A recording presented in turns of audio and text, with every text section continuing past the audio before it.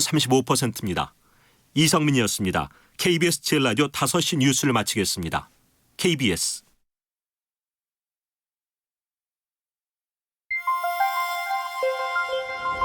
대한민국 중심 채널 KBS 1라디오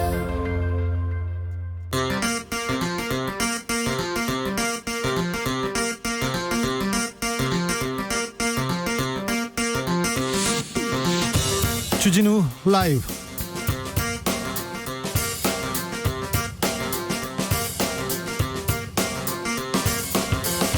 (2020년 5월 29일) 금요일입니다. 안녕하십니까, 주진우입니다. 윤미향 더불어민주당 당선인이 자맹 열 하루 만에 입장을 밝혔습니다. 그간 언론에 나왔던 의혹들에 대해서 부당한 이득을 취하지 않았다고 했습니다. 성금이 어디에 쓰이는지 모르겠다던 할머니 말에 대해서는 모금한 돈을 전달했다고 밝혔습니다. 잘못이 있다면 검찰에서 조사받고 책임지겠다면서 사퇴서를 일축했습니다.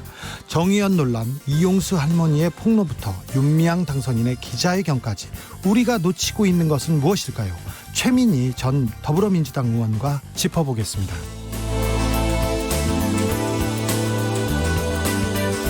이재용 삼성전자 부회장이 검찰에서 조사를 받고 있습니다.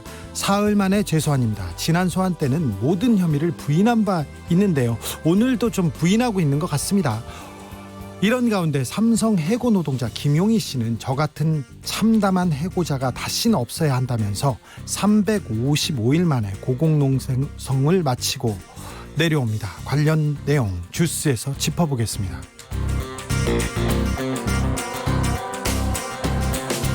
21대 국회 개원을 앞두고 문재인 대통령과 여야 원내대표 회동이 있었습니다. 점심 먹고 산책하는 내내 대화의 주제는 협치였습니다.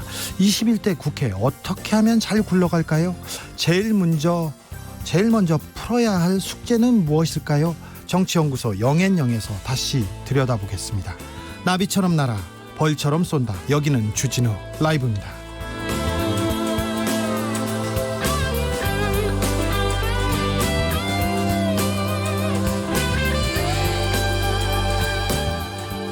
오늘도 자중자애, 겸손하고 진정성 있게 여러분과 함께 하겠습니다. 5월의 마지막 금요일입니다. 많이 덥습니다. 여름이 벌써 오고야 말았습니다. 주말 어떻게 보내야 되는지 모르겠습니다. 사회적 거리 두기를 어떻게 해야 될지도 모르겠고요. 한 주는 어떻게 보내셨나요? 코로나 때문에 걱정 많으셨죠? 어떻게 보냈다는 내용 보내주십시오. 그리고 오늘 윤미향 당선인의 기자회견이 있었는데 어떤 생각이 드셨나요? 우리가 잊지 말아야 할 것이 무엇인지, 30년을 이어온 위안부 운동이 흔들리면 안 되는데 여러분은 어떻게 생각하는지 의견 들어보겠습니다. 샵 9730, 짧은 문자는 50원, 긴 문자는 100원입니다.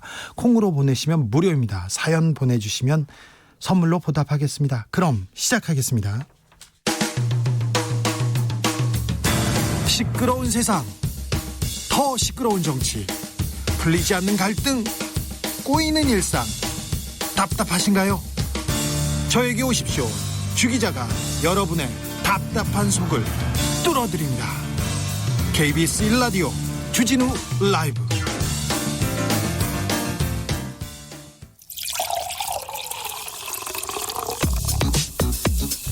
만 가지 뉴스 중 진짜 중요한 뉴스만 쭉 뽑아냈습니다. 주 라이브가 뽑은 오늘의 뉴스 주스. 정상근 기자, 어서 오세요. 네, 안녕하십니까? 네, 잘 지내셨는지요? 네, 잘 지내고 왔습니다. 코로나 상황이 심상치 않습니다. 네, 오늘 0시 기준 신규 확진자 수부터 말씀드리겠습니다. 58명입니다. 아이고. 네, 이틀 연속 50명이 넘었고요. 네. 이 중에 해외 유입이 3명이고 이 지역사회 발생자가 55명입니다. 네. 그리고 이와 별도로 오늘 12시 기준으로 이 경기 부천시 쿠팡 물류센터 집단 발생과 관련해서 확진자가 총 102명으로 드러났습니다. 거기에서 무슨 일이 있었던 거죠?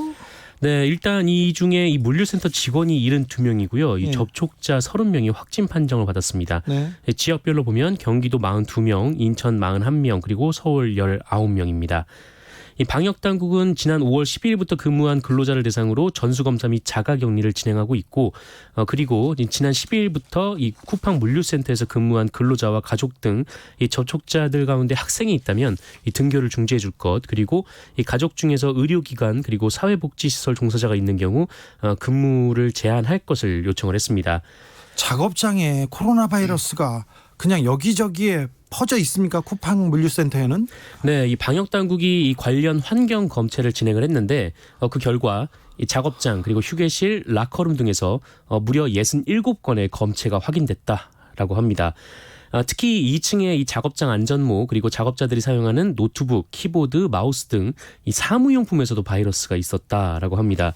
이게 전파가 안 될래야 안 될 수가 없는 그런 상황이었던 것이죠. 네. 그리고 이 방역 당국은 서울 여의도 학원 강사 확진 상황도 주목을 하고 있는데요. 이 현재까지 관련 확진자는 학원 강사 그리고 학원 강사와 접촉한 4명 그리고 학생 2명 총 7명으로 나왔습니다.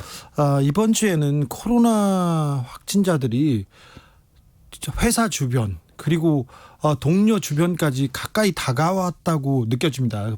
위험이 그 코앞까지 왔다고 느껴집니다. 그래서 네네. 이번 주말이 정말 중요한 주말이 될 것 같습니다. 네, 정부는 앞으로 2주 가장 중요한 시간이라고 꼽았습니다. 그런데 쿠팡이 지금 이렇게 문제가 되는데 이 상황에서 신입사원 면접을 봤다는 보도가 있었어요. 네, 계속 이 쿠팡의 방역 절차가 지금 도마에 오르고 있는데 이 확진자 발생 소식을 확인하고도 오후조를 출근시킨 일도 그렇고요. 또 그 이전에도 이 방역 대책을 무책임하게 해왔다라는 점에서도 그렇습니다. 그리고 오늘은 이 확진자가 나왔는데도 이 쿠팡 측이 신입사원 면접까지 진행했던 것으로 확인이 됐는데 이 쿠팡 부천 물류센터에서 이 첫 코로나19 확진자가 나온 지난 23일 직장을 폐쇄하기 불과 몇 시간 전, 그러니까 확진자 소식을 접한 뒤에도 이 물류센터 건물 안에서 신입사원 면접을 진행을 했다라는 겁니다. 이 면접 대상자가 10여 명이었는데요. 이 면접 장소에서 이 면접 대상자들은 이 코로나19가 발병했다는 사실을 전혀 몰랐다라고 합니다. 이 쿠팡 측은 그러나 아무런 문제가 없다라는 입장인데 이 첫 확진자가 지난 20일 이후로는 출근하지 않아서 이 방역만 철저히 하면 이 바이러스 확산 우려가 적을 것이다 이렇게 판단했다라는 겁니다. 근데 아까 말씀드렸듯이 이 센터 곳곳에 바이러스가 묻어 있는 상황이었던 것이죠. 그래서 이 때문에 사실을 모르고 온 지원자들까지 이 코로나19 검사를 받았습니다. 5926님이 물류 배달 종사자입니다. 코로나로 인해서 일감이 줄어 일을 쉬고 있네요. 차량 할부금 나갈 돈은 많은데 힘이 드네요. 위안부는 어떠한 타협이 필요 없는 일이지요. 일본은 진정성 있는 사과 배상을 해야 할 의무가 있지요. 이런 의견 주셨습니다.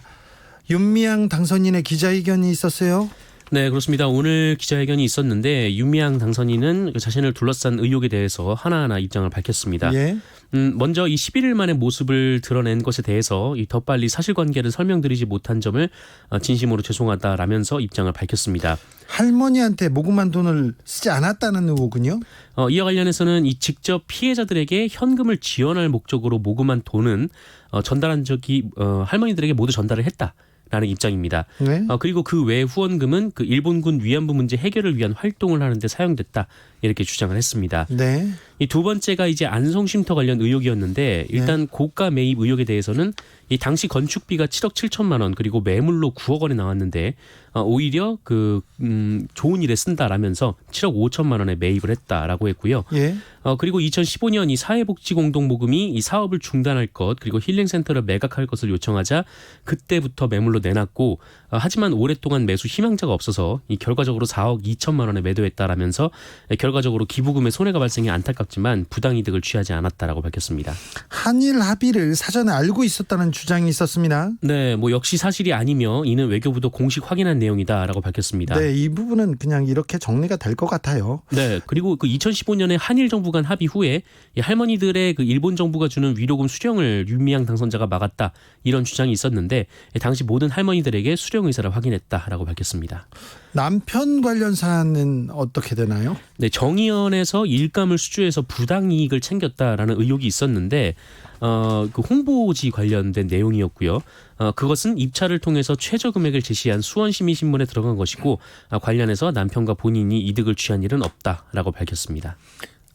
탈북 종업원 그러니까 약간 빨갱이 프레임 때문인지 몰라도 그 탈북 종업원들과의 만남을 주선하고 월북을 권유했다 이런 의혹도 있었지 않습니까? 네, 조선일보가 보도했는데요. 이와 관련해서는 이 기론옥 할머님이 평양 출신이라고 하시더라고요. 그래서 이 평양 출신인 기론옥 할머님들과 이 평양에서 탈북한 좀 평양이 고향인 이 류경식당 종업원들이 만남을 주선을 했고 그때 근황에 대한 이야기를 나눴을 뿐이고 월북을 권유했다거나 그런 일은 없었다라고 밝혔습니다. 후원금 일부를 개인 계좌로 받았다는 의혹도 있었죠? 네, 이에 대해서는 일단 잘못된 판단이었다라고 말을 했습니다. 총 9건의 개인 계좌 모금이 있었고 일시적인 후원금이나 장례비를 모금할 때 이 단체 대표자 개인 명의 계좌가 활용되는 경우가 많았기 때문에 이 본인도 크게 문제의식이 없었다라고 했고요. 또한 이 사업에 필요한 비용을 충당하고 남은 돈은 이제 정대협 계좌로 이체하는 방식으로 나름의 정산을 해왔지만 이 최근 계좌 내역을 일일이 다 보니까 이 허술한 부분도 있었다라고 말을 했습니다. 하지만 이 계좌에 들어온 돈을 개인적으로 쓴 것은 아니라고 했는데 총 9건의 모금을 통해서 2억 8천만 원이 모였고 이 모금 목적에 맞게 2억 3천만 원이 사용됐고 나머지 5천만 원은 정대협 사업에 사용됐다라고 밝혔습니다. 윤미향 당선인 기자회견 관련된 이야기는 잠시 후 인터뷰에서 다시 다루겠습니다. 네. 이재용 삼성전자 부회장이 재소환됐습니다. 네, 그 이재용 부회장이 오늘도 이 검찰에 출석해서 이 삼성그룹 경영권 승계 의혹과 관련해서 조사를 받고 있는 것으로 전해졌습니다. 이 지난 26일 출석을 해서 자정을 넘기면서까지 진행된 이 첫 번째 조사에 이어서 사흘 만에 재소환입니다. 검찰은 오늘도 이 삼성물산 제일모직 합병 그리고 삼성바이오로직스 분식 회계 의혹과 관련해서 이재용 부회장의 지시나 승인이 있었는지를 추궁하고 있는 것으로 알려졌고요. 검찰은 지난 2015년 이재용 부회장이 최대 주주로 있는 제일모직의 가치는 부풀리고 반면에 이 삼성물산의 주가는 떨어뜨려서 이것이 이재용 부회장의 그룹 내 지배력을 강화하고 또 경영권을 승계를 위한 작업이었다 이렇게 주장을 하고 있습니다. 네. 또한 이 삼성바이오로직스의 회계 부정 역시 이 최대 주주인 제일모직의 가치 하락을 막기 위한 조치였다고 또 주장을 하고 있습니다. 예.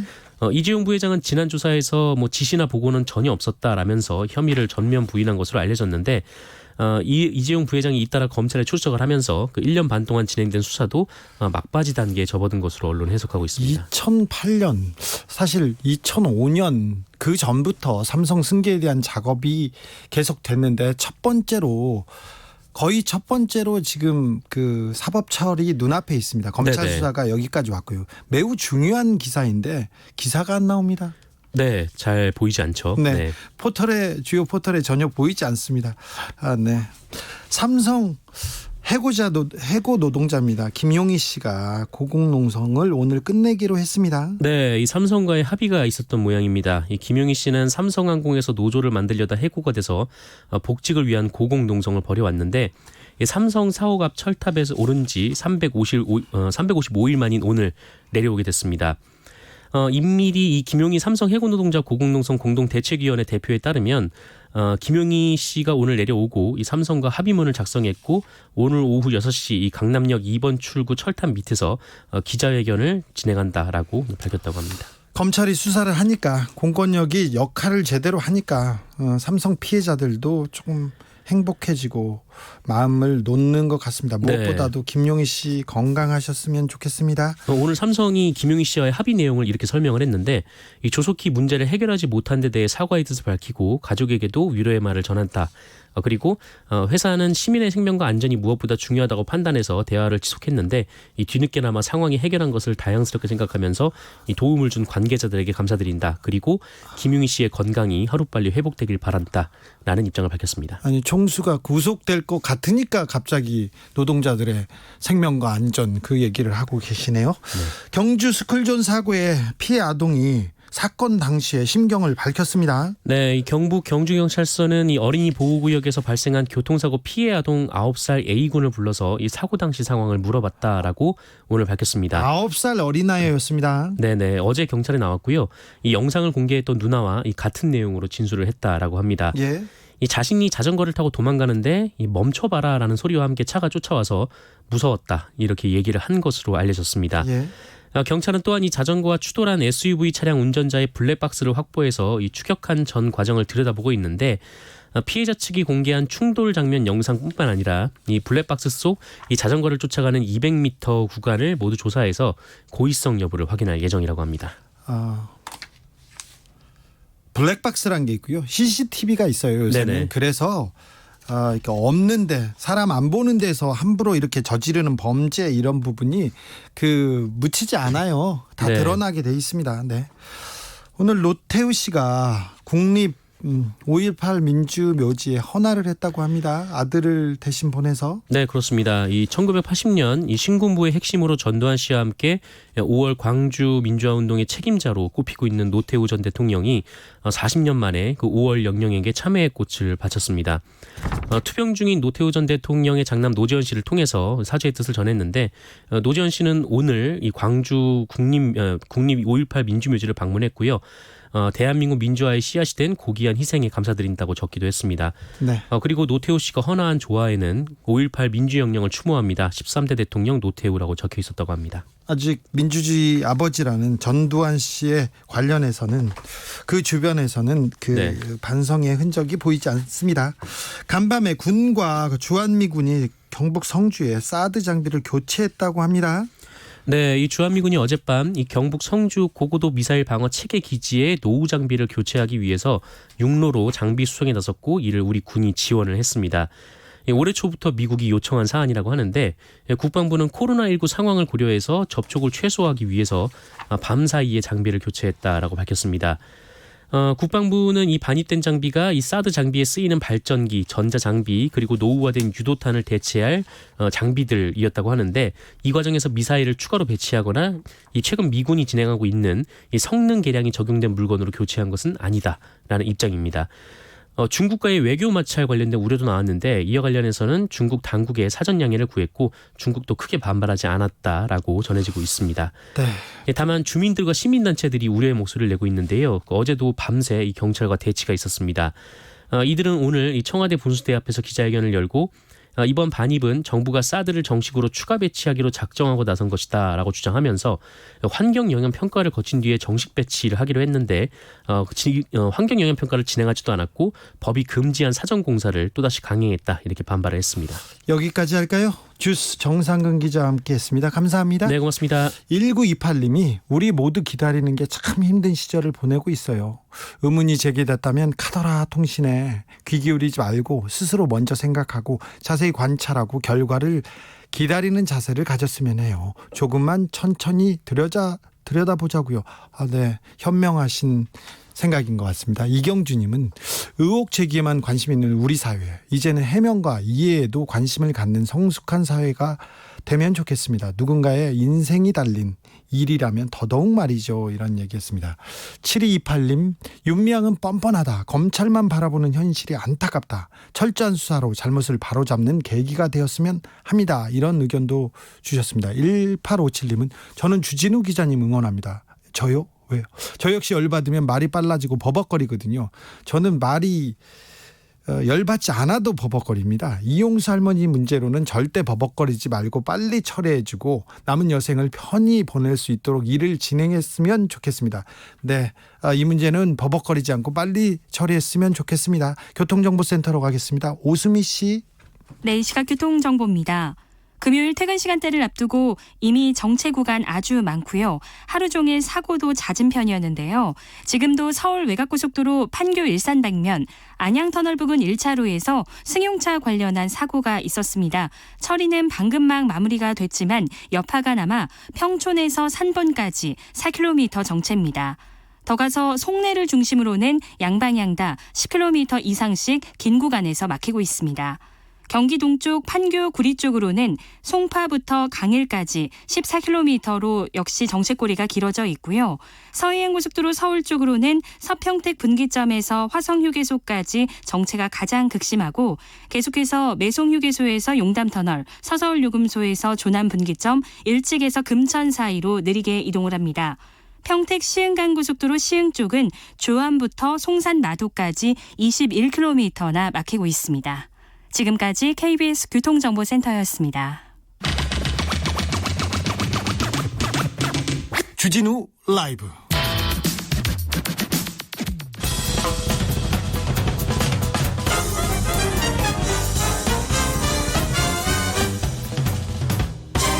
훅 인터뷰. 자기가 사립사욕을 차려가지고 맘대로 또 국회의원 비례대표도 나갔습니다. 저는 모릅니다. 저한테 얘기도 없었고 하니까 자기 마음대로 하는 거니까 제가 무엇을 용서를 합니까? 속이고 이용하고 제주는 고비하고 돈은 떼살이 받아 먹었습니다. 2015 한일 합의를 무효화하고 정의로운 해결을 위해 국민모금을 진행했고 10억엔을 거부한 할머니들에게 같은 금액 1억 원씩을 전달하였습니다. 정 의원은 이미 5월 8일에 2017년 국민모금한 1억 원을 전달한 영수증과 1992년 당시 모금액을 전달한 영수증을 공개한 바 있습니다. 이용수 할머니의 여러 지적과 고견을 깊게 새기는 것과 별개의 문제로 직접 피해자들에게 현금 지원을 목적으로 모금한 돈을 전달한 적이 없다는 주장은 사실이 아닙니다. 지난 5월 7일이었습니다. 이용수 할머니의 폭로로 시작된 정의연 논란.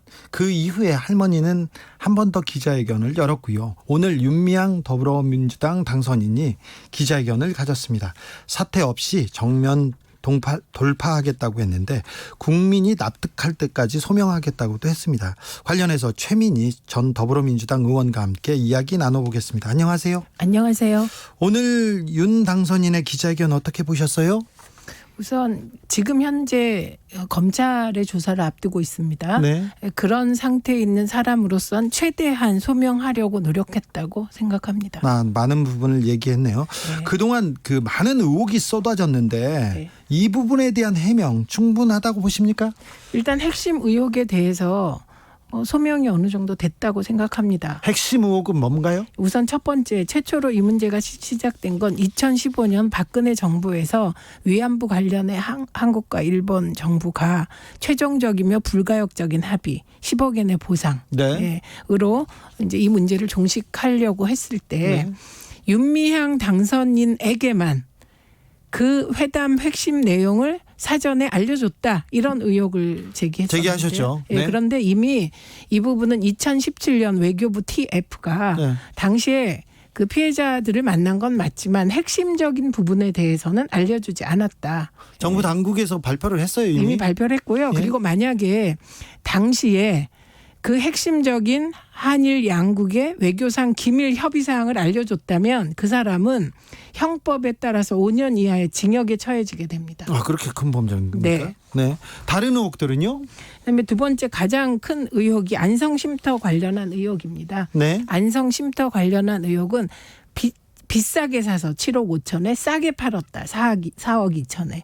그리고 그 7억 5천과 4억 2천의 차액을 가지고 경매를 받았다. 이렇게 이게 세트로 제기된 의혹입니다. 그거는 조금 말이 안 되는 것 같아요. 그러니까 경기도 주변에 전원주택 있지 않습니까? 지을 때는 굉장히 많은 돈이 들어갑니다. 그리고 내가 이렇게 전원 생활을 해야지 그러면서 이것도 넣고 저것도 넣고 그래서 건축비가 많이 들어가는데 이걸 팔려고 하면 굉장히 그 가격이 떨어지는 걸 많이 봐왔잖아요. 네, 근데 미래한국당 관련 TF 팀장께서는 그 차액을 가지고 2012년 집을 경매로 샀다. 현금으로. 이런 의혹을 제기했는데요.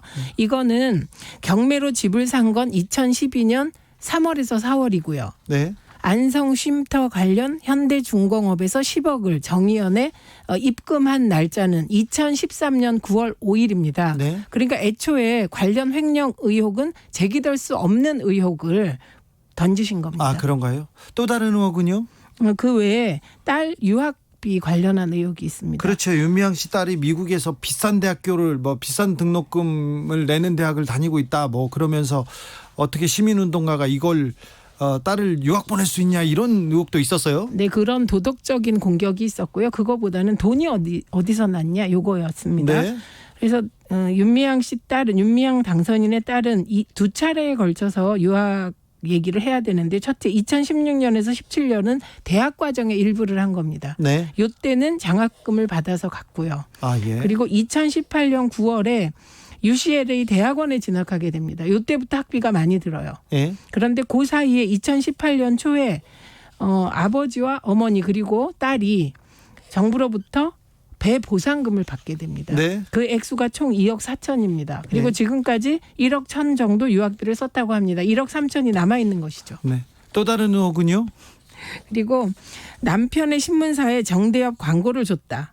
예. 예, 홍보물을 줬다 요겁니다. 이 부분은 매해 정대협 정의원이 1년에 한 번씩 관련 홍보물을 만든다고 합니다. 그런데 4개 업체에서 견적서를 받았고요. 가장 낮은 곳을 해보니 수원신문이었다는 겁니다. 네. 예, 그래서 가장 가격을 낮게 견적을 올린 곳을 선택했다는 거고, 이건 거꾸로 만약에 1, 2, 3, 4가 있는데 4번이 가장 낮은 가격으로 견적을 냈어요. 예. 그런데 남편이 수원신문과 관계 있다고 해서 이거보다 가격이 높은 곳에 일을 맡기면 이건 배임이 됩니다. 네, 알겠습니다. 네. 또 의혹이 또 있습니까? 예, 그리고 류경식당 해외 여종업원 예, 월북 예. 권유 관련. 네. 이 부분은 사실은 윤미향 당선인과는 상관없습니다. 이건 민변과 관련이 있고요. 민변의 장경욱 변호사가 사실은 이 유경식당 해외 종업원 월북이 아니죠. 해외 종업원 관련하여 이제 민변이 각종 의혹을 제기했습니다. 기획 입국이다. 예. 기획 탈북이다. 예. 예, 그리고 이제 그 탈북 종업원들과 관계를 가져온 것도 민변입니다. 네. 그렇기 때문에 이것을 윤미향 당선인과 연결시키는 건 애당초 무리였죠. 그러니까 아니 그 탈북 종업원들이 있는데 왜 거기서 위안부 할머니가 관계됐지? 뭐 그 생각은 저도 했어요. 그거는 그러니까 그 장경옥 그 변호인이 네. 예, 이 탈북 종업원들과 위안부 할머니들과 모임을 하면 어떻겠냐. 장경욱 변호사가? 예, 장경욱 변호사가 네. 그렇게 얘기를 했다고 합니다. 그래서 길 할머니와 같이 모임을 한번 했다는 거죠. 한 번 한 거예요? 네. 네. 예, 그런데 그 자리에서 탈북을 권유했다고 류경식당 허모 지배인이 얘기했는데, 이분은 이미 그 이전에 연합뉴스에 나와서 북한으로 돌아가고 싶다고 밝힌 바가 있기 때문에 뭐 그 자리에서 누가 북한에 가냐 안 가냐 얘기 나온 게 별 의미가 없어서 이것도 이미 끝난 의혹인데 언론이 확대 재생산한 것입니다. 네, 여기까지 그 오늘 기자회견의 의혹 사항은 좀 정리하고 넘어가겠습니다. 집 5채 있는데. 집 5채. 그렇죠. 집을 현금으로 5채 샀다 이런 기사가 계속 나왔습니다. 조선일보를 중심으로. 저는 처음에 현금으로 샀다를 문제 제기를 해서 도대체 그럼 집은 현금으로 안 사고 뭐로 사냐. 네. 굉장히 이상했거든요. 카드로 살 수도 없잖아요. 현금. 보통 대출을 끼고 사잖아요. 그 대출을 끼고 안 샀냐는 문제 제기더라고요. 네. 그러니까 대출을 안 꼈으니까 그 돈을 횡령한 거 아니냐. 기부금을 횡령한 게 아니냐라는 의혹인데요. 저는 이 부분은 정말 오늘 윤 당선인이 소상하게 밝혔다고 생각합니다. 신혼살림 시작할 때 1,500만 원을 모아서 이걸로 전세로 시작을 해서 네. 돈을 모아서 또 조금 불려서 집을 사고 또 불려서 집 사고 또 불려서 집 산 과정을 정말 자세히 설명했습니다. 그러니까 5번 산 거죠. 5채를 한 번에 가지고 있는 게 아니라. 네, 저도 처음엔 그 보도가 나왔을 때 집이 5채 있나? 이렇게 생각했는데 그게 아니고 5번 집을 샀다는 얘기입니다. 그리고 그렇죠. 4번 팔았겠죠. 3번 팔았겠죠. 어쨌든 뭐 그런 식으로. 네. 지금은 어디에서 살고 있고 그 살고 있는 집은 얼마짜리예요? 지금 수원 이것까지 알아야 되는지 모르겠습니다. 수원에서 살고 있는데 그 집이 2억 2천만 원 정도 된다고 합니다. 그러니까 지금 이런 오해가 발생한 것 같아요. 이 문제 제기를 한 분들은 집을 샀다고 하니까 되게 강남의 집값은 20억이잖아요. 네. 그 20억 정도 되는 걸로 혹시 생각하신 게 아닌가. 그런데 저도 시민사회 활동을 오래 했지만 네. 2억 정도의 집은 저도 살 수 있습니다. 아니, 그 당시에 있었습니다. 네. 알겠어요. 잘하셨어요. 네, 근데 이걸 가지고 문제 삼는 것 자체가 조금 그렇네요. 자, 왜 최민희 의원만 나와서 이 기자회견에 대해서 분석하냐 이런 청취자분들이 계십니다. 많습니다. 그런데 저희가 최민희 의원보다 그 미래통합당 위안부 할머니 피해 진상규명 TF팀을 꾸렸습니다. 그래서 거기에 계신 소속된 의원님들 모시려고 곽상도 의원에게 연락했는데 일정이 있다고 안 되신다고 하고요. 박성중 의원님 일정이 있어서 안 된다고 하고, 황보승 의원님, 조경태 의원님, 전주의 당선인 모두 인터뷰 요청을 했습니다. 저희가 정중하게 드렸는데 성사되지 않았습니다. 보수 언론에는 얘기를 할 시간은 있는데 저희한테는 아직 시간을 안 주시고 있는데 저희가 언제라도 미래통합당 의원님들 오시고 싶고 문제 제기하고 싶다면 언제라도 시간 내놓고 기다리겠습니다. 다음 질문으로 넘어가겠습니다. 이용수 할머니가 2차 기자회견에서 이런 얘기하셨어요. 정신대 단체가 위안부를 이용했다는 취지의 그렇죠. 정신대 한 단체가 위안부를 이용했습니다. 이런 발언을 여러 번 했는데 이거 어떻게 받아들여야 됩니까? 우선 이 부분은 할머니가 뭐 그런 생각을 하시게 된 과정은 이 위안부라는 개념이 확립된 것이 1990년 정신대협의회가 뜰 때가 아니에요. 네. 1990년에는 정신대가 위안부로 받아들여지기도 하고 정신대에 근로정신대가 있어서 이게 이렇게 막 혼동돼서 쓰일 때입니다. 네. 예, 그렇기 때문에 할머니 입장에서는 위안부가 더 고통스러웠다. 예, 네. 예, 그거 충분히 존중하고 동의합니다. 네. 그런데 이 부분은 정대협이 이용하려고 했다기보다는 당시에 아직 개념이 확립되지 않았던 것이고요. 네. 그래서 정대협이 1990년대는 정신대 대책협의회로 떴고요. 그리고 이후에 1993년 4년 요때 특히 93년에 법이 통과될 때 위안부 지원 특별법이거든요. 네. 그 요약한 말이. 네. 그러니까 그때부터는 위안부라는 개념이 생긴 것이고요. 네. 예, 그런 것입니다. 우상우 의원께서 더불어민주당 우상우 의원이 윤 당선인을 향해서 이용수 할머니에 대한 얘기를 했어요. 그러니까 2012년에 윤 당선인이 이용수 할머니가 국회의원 출마를 했는데 반대했기 때문에 이런 서운함이 생겼을 거라는 얘기를 했는데 이 문제가 언론에서 크게 보도됐습니다. 어떻게 보시는지요? 그러니까 우선 이게 이제 할머니의 동기가 뭘까? 뭐 이런 거에 대한 여러 추측이 있고 그중에 하나라고 생각합니다. 다만 오늘 윤미향 당선인이 이것과 관련하여 해명했습니다. 할머니가 진지하게 의논했다면 뭐 안 그랬을 텐데 이게 그렇게 받아들여지지 않았던 것 같다. 그리고 기억이 잘 안 난다. 이렇게 오늘 해명을 했습니다. 그런 요지로. 네. 근데 저는 어떻게 보냐면 이게 시민사회 활동가들에게 전반적으로 국회 진출에 대한 거부감이 있습니다. 그래서 네. 제가 국회 진출할 때 그때도 비난이 많았습니다. 그건 시민운동의 순수성을 훼손한다는 그런 비난인데요. 그리고 박주민 의원이 국회 들어갈 때도 세월호 가족 일부가 세월호의 정신을 훼손하면서 국회 가는 거 아니냐라는 비판이 있었습니다. 네. 그런데 이후에 박주민 의원이 일을 굉장히 열심히 했잖아요. 네. 그래서 오히려 가족들이 더 열심히 도와주게 되었거든요. 네. 그래서 그런 윤미향 당선인이 기억은 못하지만 그때 아마도 그 시민사회 일반이 가지고 있던 국회 진출에 대한 거부감이 좀 있지 않았을까? 저는 이렇게 헤아려 보았습니다. 네. 일부 언론에서 최민희의 실드, 최민희의 방어가 너무 심하다. 김어준의 가짜뉴스 과하다. 이런 얘기 나오는데 이 반응에 대해서는 어떻게 생각하세요? 제가 한 이틀 동안 굉장히 화제의 초점이었더라고요. 그러게요. 근데 그건 나중에 알았습니다. 정의연 사태로 최민희가 이렇게 각광을 받을지는 좀 몰랐습니다. 각광이 아니고 비난. 비난입니까? 네. 그런데 저는 정말 죄송한데 너무 바빠서 네. 몰랐습니다. 그러셨어요? 그래서 만약에 제가 그 비난의 한가운데서 비난받는 사실을 알았다면 조금 마음도 아팠을 텐데 지나고 나서 전해 들으니까 그건 조금 덜하더라고요. 근데 네. 제 입장은 분명합니다. 국회의원 당선인은 공인인데 공인을 사퇴하라고 하려면 팩트 체크가 돼야 된다. 네. 네, 그리고 그 팩트 체크가 의혹의 근거가 되면 그걸 근거로 사퇴 요구를 하는 것이 상식이다.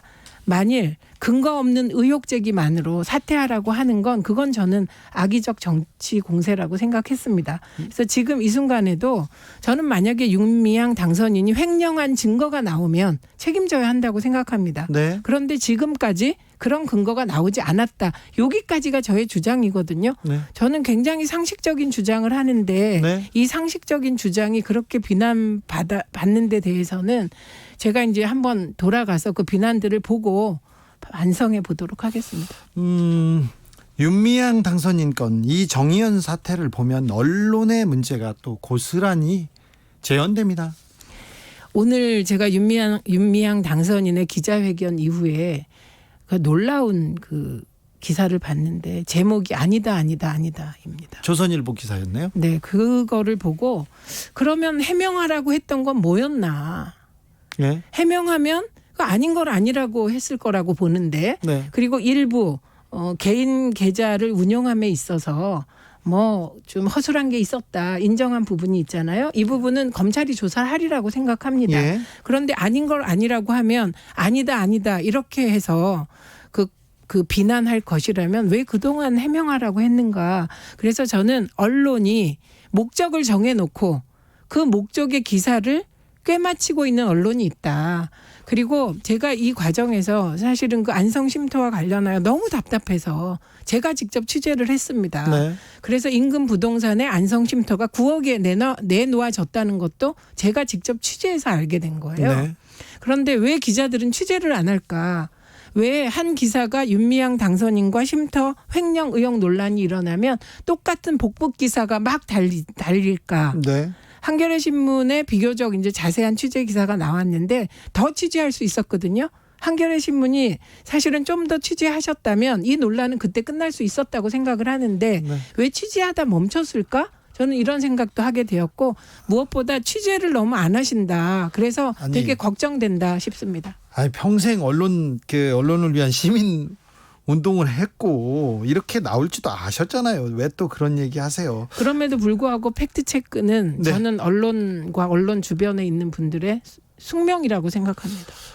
언론 개혁을 다룬 그 소신을 담은 쉼없이 걸어 촛불을 만났다라는 책을 내셨어요. 최근에. 네, 네.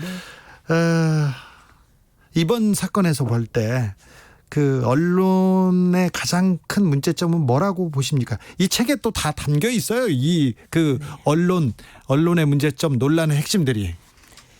그러니까 사실 기사는 결과여야 합니다. 무엇의 결과냐? 취재의 결과여야 합니다. 그런데 충실한 취재보다는 마음속의 의혹을 팩트로 기자가 마음속에 정해놓고 의혹 기사를 쏟아내는 게 가장 큰 문제라고 생각합니다. 네. 여기까지 들을까요? 지금까지 최민희 전 더불어민주당 의원과 함께했습니다. 감사합니다. 최민희 작가였습니다. 네. 감사합니다. 고맙습니다.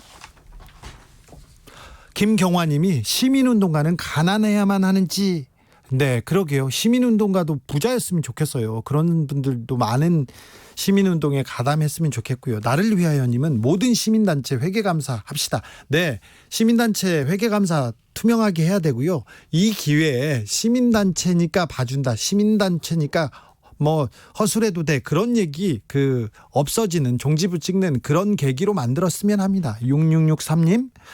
오늘 인터뷰 보면서 참 가슴 아팠습니다. 국가가 제 역할을 못하면 국민이 얼마나 힘들고 가슴 아픈지 잘 보여줬습니다. 이런 얘기 합니다. 7559님. 윤미향의 의혹이 모두 사실이라 하더라도 이재용이 국민들에게 준 피해의 수백 분의 1밖에 안 될 텐데 왜 언론은 윤미향만 취재하는 걸까요? 대한민국 언론은 이미 정치 세력이 돼버린 것 같습니다. 제 말이 아니요. 지당하신 말씀이라는 얘기입니다. 제 뜻은 아닙니다. 네. 교통정보센터로 갈까요? 아니요. 그러면 다음 코너로 가겠습니다.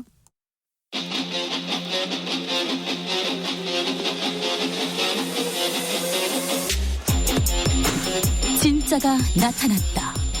악마 기자 주 기자가 전해주는 지옥에서 온 실사. 주진우 라이브.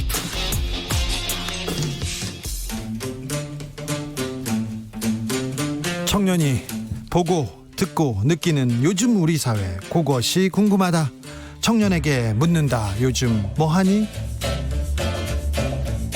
금요일에는 영화로 읽는 시사입니다. 영화 리뷰를 전문으로 하는 유튜버 라이너 함께합니다. 안녕하세요. 네, 안녕하세요. 한 주 잘 보내셨어요? 네, 잘 보냈습니다. 네, 영화 보십니까 보통? 영화도 보고요. 네. 요즘은 책을 집필하고 있습니다. 아, 그래요? 네. 그만 얘기하세요.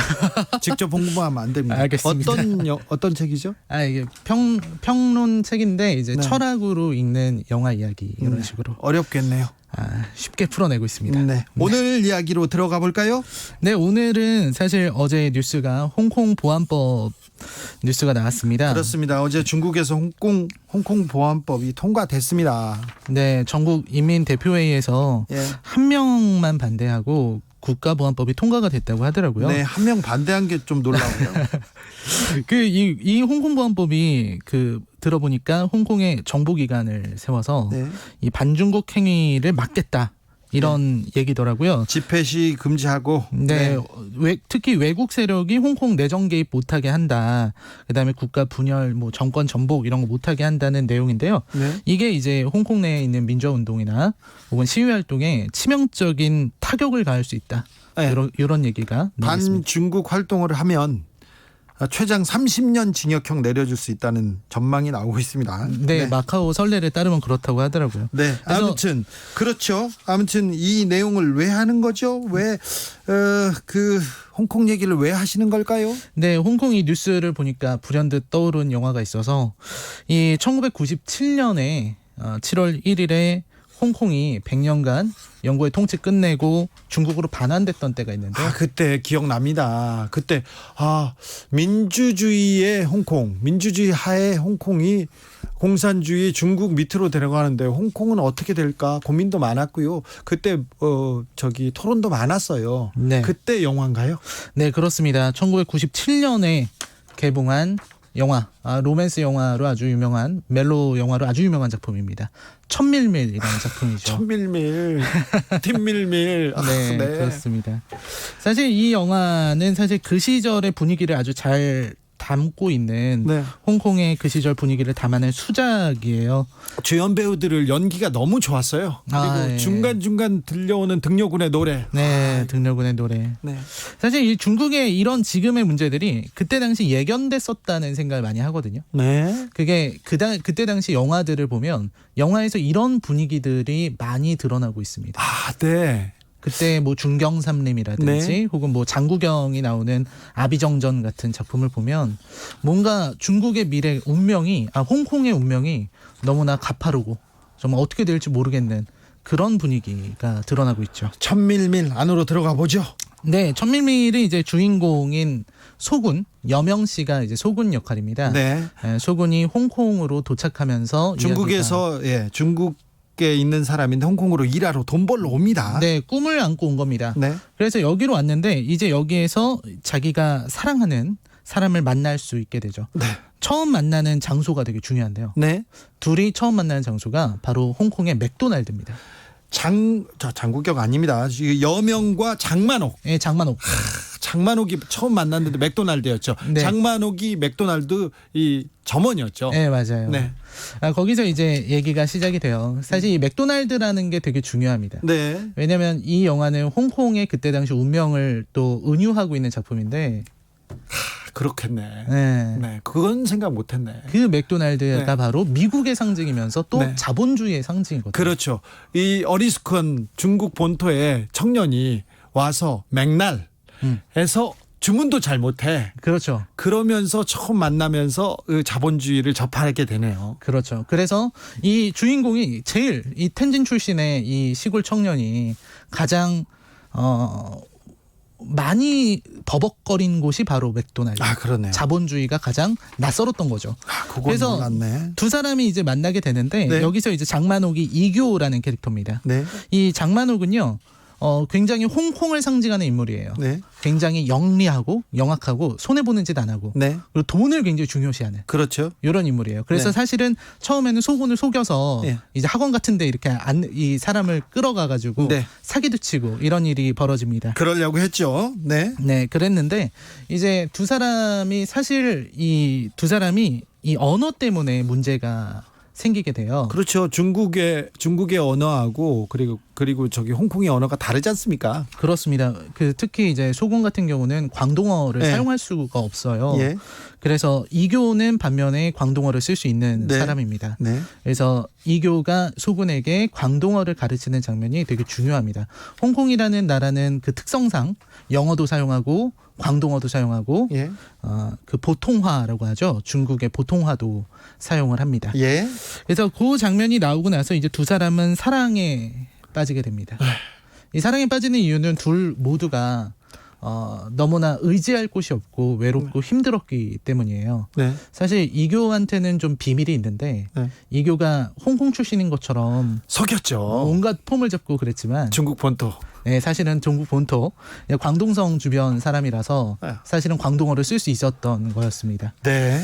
이 두 사람이 전혀 다른 한 사람은 홍콩을 상징하고 한 사람은 중국을 상징하는데 이 둘이 연결되게 됐던 계기가 바로 등려군의 노래죠. 중간중간에 등려군의 음악이 흐르는데요. 가슴을 찌릅니다. 네, 사실 이 등려군의 노래를 좋아한다라는 것이 사실은 홍콩과 중국이 결국은 같은 문화권이다. 우리는 같은 문화권에 같은 것을 좋아하는 사람들이다. 이게 하나의 어떤 매개체가 돼서 둘은 사랑을 할 수 있게 됩니다. 등려군이 그 대만 출신의 그 가수였죠? 네, 출신 대만에서 활동을 했는데요. 네, 대만에서 활동을 했는데 대만에서 국민 가수였는데 네. 천안문 사태에 대해서 그 민주화 운동이라고 지지했었죠. 네, 민주화 운동을 지지해서 사실 중국 땅을 밟아보지 못하고 중국에서 엄청난 인기가 있었지만 네. 밟아보지 못했다고 합니다. 그리고 네. 그때 당시에는 이제 등려군의 노래를 이렇게 불법 테이프로 만들어서 돌려듣는 그런 분위기가 많이 있었다고 해요. 시진핑 주석도 이 테이프가 늘어질 정도로 들었다. 아, 그래요? 네, 이렇게 고백을 하기도 했었죠. 네. 시진핑 주석이 좋아하는 최애의 가수 등려군입니다. 네. 네. 등려군의 노래를 좋아하고 이 영화는 계속해서 미국을 좀 염두에 두고 있어요. 그렇죠. 중간중간에 계속 미국을 동경하는 장면이 나오지 않습니까? 네, 이게 홍콩의 어떤 입장을 드러낸 것 같아요. 네. 그러니까 이 영화는 사실 중국이 잘 안 나옵니다. 예. 중국은 한 번도 안 나와요. 네. 홍콩 문제에 은유인데 중국이 안 나오는 거는 아마 중국을 향한 불안감 그리고 중국을 향한 어떤 공포 네. 이런 것들이 들어가 있는 것 같고 그리고 홍콩 문제를 해결하는 데 있어서 반드시 어떤 외국 세력의 개입 미국이라든지 이런 나라들의 개입이 있을 것이다라고 그때 생각을 했었던 모양이에요. 예. 아무튼 이렇게 돼서 두 사람은 사랑을 나누게 되지만 네. 가장 정말 로맨틱한 장면들이 되게 많습니다. 네. 특히 이제 키스신 같은 장면이 되게 많이 회자가 되는데 둘이 굉장히 외로워하다가 이제 이 장만옥의 옷을 이렇게 여며주는 장면이에요. 거기서 어떤 대사라든지 그런 거 없이 서로 한 번 눈을 쳐다보고 아래를 보고 다시 쳐다봤을 때 그냥 이끌리듯이 키스를 합니다. 여명이 순박한 농촌 총각 같은 역할을 너무 잘했죠. 네, 여기서 정말 너무 순박하게 네. 나오죠. 너무 착하고 순박한데 아무튼 두 사람은 헤어지게 됩니다. 네. 헤어지고 이제 본토에서 이제 약혼자가 왔잖아요. 네, 약혼녀가 왔어요. 소정이 왔는데 네. 소정이 와서 나중에 결혼도 하고 네. 그다음에 사실 장만옥은 주식 투자를 잘못해가지고요. 네. 다 날리고 그다음에 네. 안마시술소에서 안마술소. 일하다가 조폭을 만나죠. 네, 조폭을 만납니다. 근데 워낙 당돌했기 때문에 네. 조폭의 조폭이랑 사귀게 되는 거죠. 네. 그리고 나서 나중에 다시 한번 만나는데 다시 만났을 때도 또 되게 감동적이에요. 예. 다시 만났는데 내가 사랑했던 그 소군 여명은 너무나 순박하고 착한 모습 그대로였던 겁니다. 예. 그래서 그때 길에서 등려군이 보이니까 예. 물론 진짜 등려군은 아니고 대역인데요. 그분을 보니까 가서 등에 사인 받아요. 네. 그리고 나서 안녕 하고 돌아가는데 그때 장만옥이 부르는 게 아니라 그 자기 핸들 앞에 머리를 박죠. 그때 머리를 박는데 빵 소리가 나니까 여명이 돌아옵니다. 그리고 네. 그렇게 또 둘은 사랑을 확인하죠. 이렇게 서로 헤어지고 다시 만나고를 반복하다가 결국 마지막에는 다시 미국에서 재회를 하게 돼요. 네. 뉴욕에서. 네. 네. 결국 코로나야 가라. 우리 홍콩도 가고 천밀밀도 좀 보자. 네. 네, 그래서 이렇게 미국에서 다시 만나면서 거기서 이제 등려군이 사망하는 네. 장면이 나오면서 이제 영화는 마무리가 됩니다. 네. 사실 제가 이 영화를 얘기한 이유는 홍콩 문제 때문에 사실 요즘 들어 홍콩 영화가 다 사라졌어요. 네. 옛날 그리고 이때 당시의 영화들은 다 이런 어떤 홍콩 문제를 예견하고 있는 것들이 많았습니다. 예를 들어서 중경삼림 같은 영화를 보면 그렇죠. 거기에 이제 경찰 223이라는 에피소드가 나오는데 네.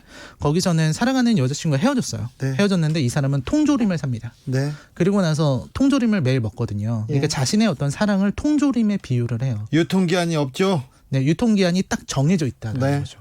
유통기한이 정해져 있는 것처럼 언젠가 홍콩도 우리가 사랑했던 홍콩도 결국은 돌아갈 것이다. 그때 당시의 분위기는 그랬었습니다.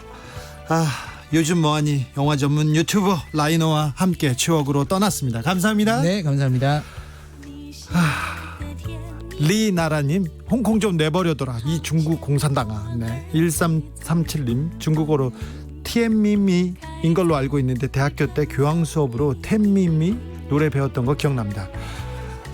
등려군의 천밀밀 들으면서 주진우 라이브 1부 마무리하겠습니다. 저는 6시에 2부에서 다시 돌아오겠습니다.